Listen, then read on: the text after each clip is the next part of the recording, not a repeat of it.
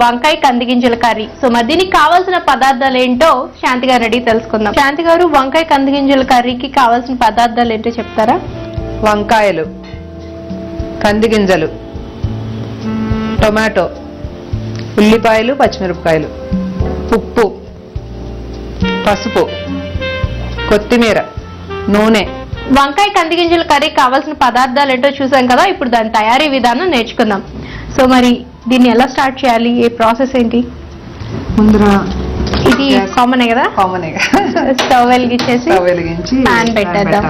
Okay, oil వేయాలి 4 spoons. ఇది కూడా నువ్వుల నూనెనండి? ఇది కూడా నువ్వుల నూనె. ఎక్కువ ఇంట్లో నువ్వుల నూనె యూజ్ చేస్తారా?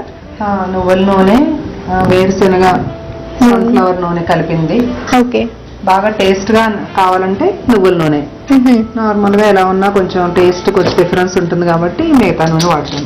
నువ్వుల నూనె అంటే కాల్షియం కదా, అవును, అందుకని కాల్షియం ఉంటుంది. టేస్ట్ కూడా నువ్వుల నూనె అయితేనే టేస్ట్ బాగానే ఉంటుంది. వేడిగా అయింది.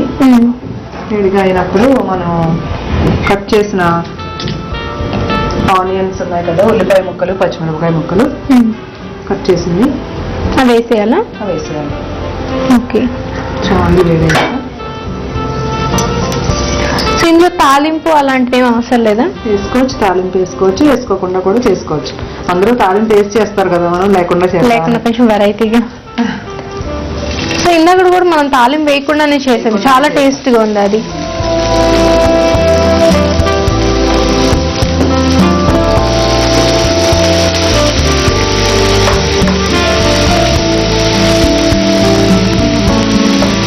అవి కొంచెం వేగే వరకు కట్ పెట్టి వేగాక ఇప్పుడు మనం ఇందాక టమాటా ముక్కలు కట్ చేసుకుని పక్కన పెట్టుకున్నాము. వంకాయలు కూడా కట్ చేసి పక్కన పెట్టాము. సో అవి వేగాక ఇవి యాడ్ చేయాలి. ఓకే, కొంచెం పసుపు వేయాలి.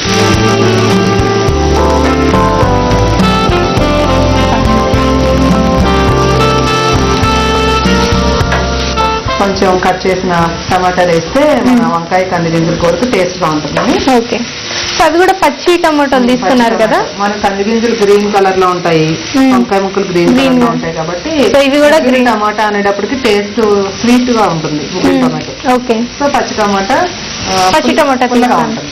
టమాటాలు అన్ని ఒకలా ఉండవు టేస్ట్. పచ్చి టమాటా తీసుకున్నారు. వంకాయకి కందిగింజలకి కాంబినేషన్ పచ్చి టమాటా ఫ్లేవర్ బాగుంటుంది.